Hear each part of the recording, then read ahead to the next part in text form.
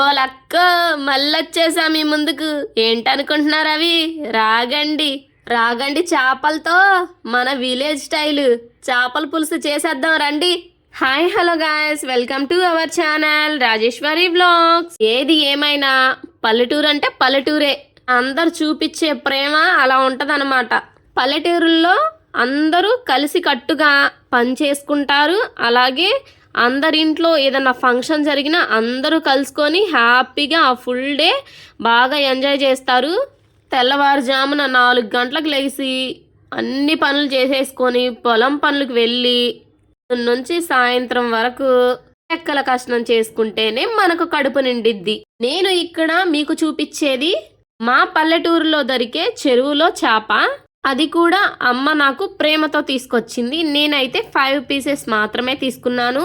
Curry తినేటప్పుడు చేప నీసు వాసన లేకుండా ఉండాలంటే ముందుగా నిమ్మకాయ రసం, పసుపు, ఉప్పు వేసుకొని చేప ముక్కలను అయితే కలుపుకోవాలి.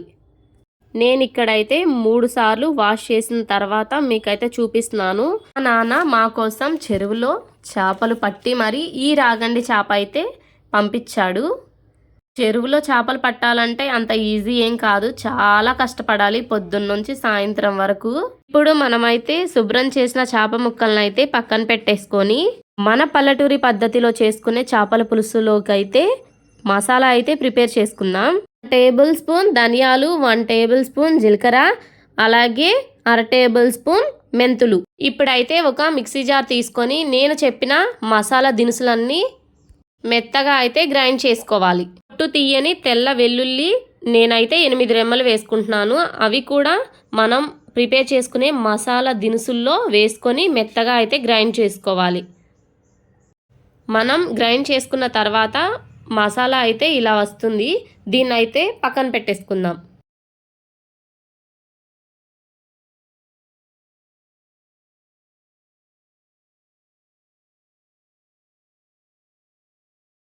ఇక్కడైతే మనం చేసుకునే చేపల పులుసులోకి అయితే కొన్ని ఇంగ్రీడియంట్స్ నేను మీకు చూపిస్తున్నాను. నేను కడిగి పక్కన పెట్టుకున్న చేపలు, అలాగే ఆనియన్స్, కరివేపాకు, పచ్చిమిర్చి, కొత్తిమీర, పుదీనా, ఒక టమాటా. స్టవ్ ఆన్ చేసుకొని ఒక మూగిట్ని అయితే పెట్టుకోవాలి. నేను చేసుకునే ఈ చేపల పులుసులోకి అయితే నూనె అయితే కొద్దిగా ఎక్కువనే పడుతుంది. ఆయిల్ బాగా హీట్ అయిన తర్వాత మనం కట్ చేసి పక్కన పెట్టుకున్న ఆనియన్స్ని అయితే వేసేసుకోవాలి. ఆనియన్స్ని ఎంత వీలైతే అంత సన్నగా అయితే కట్ చేసుకోండి. కర్రీ అయితే అంత బాగుంటుంది, అలాగే గ్రేవీ కూడా ఎక్కువ వస్తుంది. ఇప్పుడైతే ఆనియన్స్ తొందరగా మగ్గటానికైతే నేనైతే సాల్ట్ అయితే యూస్ చేస్తున్నాను. ఆనియన్స్ని గోల్డెన్ బ్రౌన్ కలర్ వచ్చేంత వరకు అయితే ఆయిల్లో ఫ్రై చేసుకోవాలి. ఇక్కడ కట్ చేసిన టమాటా వచ్చేసి చిన్న సైజులో ఉంది. మీకు కావాలంటే పెద్ద సైజులో ఉన్న టమాటాని కూడా మీరు కట్ చేసి వేసుకోవచ్చు. ఇప్పుడే ఒక గెంటె తీసుకొని మొత్తం కలుపుకోవాలి. పల్లెటూరుల్లో ఎక్కువ శాతం కట్టెల పొయ్యి మీద, అలాగే అల్లం వెల్లుల్లి పేస్ట్ కూడా రోట్లోనే దంచుకుంటాం. ఇక్కడ నేనైతే మిక్సీలో వేసుకున్నాను. నేను గ్రైండ్ చేసిన అల్లం వెల్లుల్లి పేస్ట్ మొత్తం అయితే వేసేసుకున్నాను. వేసుకున్న అల్లం వెల్లుల్లి పేస్ట్ అయితే గోల్డెన్ బ్రౌన్ కలర్ వచ్చేంత వరకు అయితే ఫ్రై చేసుకోవాలి. నేను ఇక్కడ చూపిస్తున్న విధంగా అయితే గెంటి తీసుకొని కలుపుతూనే ఉండండి. నేనైతే ఎందుకు లాస్ట్ మినిట్లో వేసానంటే ఆల్రెడీ మనం ఎండు కొబ్బరి అయితే వేసాం కాబట్టి అడుగంటుతుంది. కాబట్టి అడుగు అంటకుండా కలుపుకుంటూనే ఉండండి. మా పల్లెటూరులో అయితే పసుపు కొమ్ములతో మేమైతే పసుపు పట్టించుకుంటాం. సిటీల్లో అయితే అది దొరకదు కాబట్టి కిరాణా షాపుల్లో వాడుకునే పసుపు అయితే నేను యూస్ చేస్తున్నాను. అలాగే నేనైతే 1/2 టేబుల్ స్పూన్ అయితే పసుపు వేసుకున్నాను.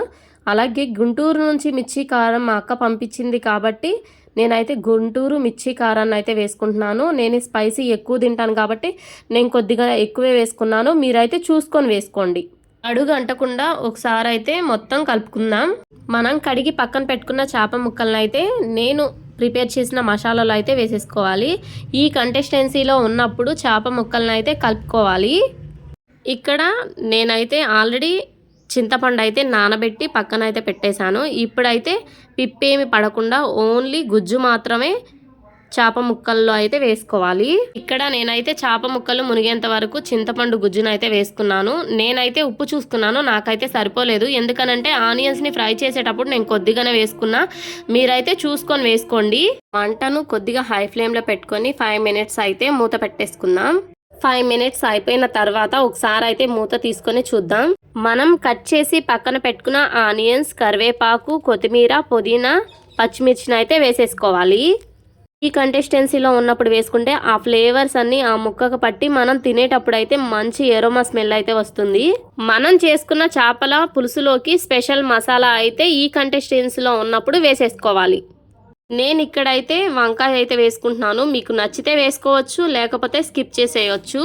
వంకాయ ముక్కలు వేసేసిన తర్వాత మసిగుడ్డతో మాత్రమే మనం పెట్టిన మూకిడిని అటు ఇటు కలుపుకోవాలి. లేకపోతే గెంటి పెడితే చేప ముక్క అయితే విరిగిపోతుంది. కాబట్టి ఇప్పుడైతే ఒక 15 నిమిషాలు మూత పెట్టేసుకొని చేపల కూరను అయితే ఉడికించుకోవాలి. 15 నిమిషాలు అయిపోయిన తర్వాత నేనైతే ఇక్కడ ఒకసారి మూత తీసుకొని చూస్తున్నాను. ఇక్కడ ఇలా తొకతొకమని ఉడికేటప్పుడు మనమైతే మంటను సిమ్లో పెట్టుకొని ఉడికించుకోండి. అల్లం, వెల్లుల్లి, కొబ్బరి నేను మొత్తం ఒకేసారి మెత్తగా అయితే గ్రైండ్ చేసుకొని పేస్ట్ చేసేసుకొని వేసుకున్నాను కాబట్టి నేనైతే కొబ్బరి వేయట్లేదు. మీరైతే లాస్ట్గా దింపుకునేటప్పుడు అయితే కొబ్బరి వేసుకోవచ్చు. ఈ చేపల పులుసు ఈరోజు తినడం కన్నా రేపు తింటే టేస్ట్ అయితే సూపర్గా ఉంటుంది. దీని బెస్ట్ కాంబినేషన్ వచ్చేసి రాగి సంగటి లేదా రాగి ముద్ద. మా పల్లెటూరి పద్ధతిలో చేపల పులుసు అయితే రెడీ అయిపోయింది. ఈ ఫుల్ వీడియో కనుక మీకు నచ్చినట్లయితే like, share and subscribe to my channel Rajeshwari vlogs. Bye guys.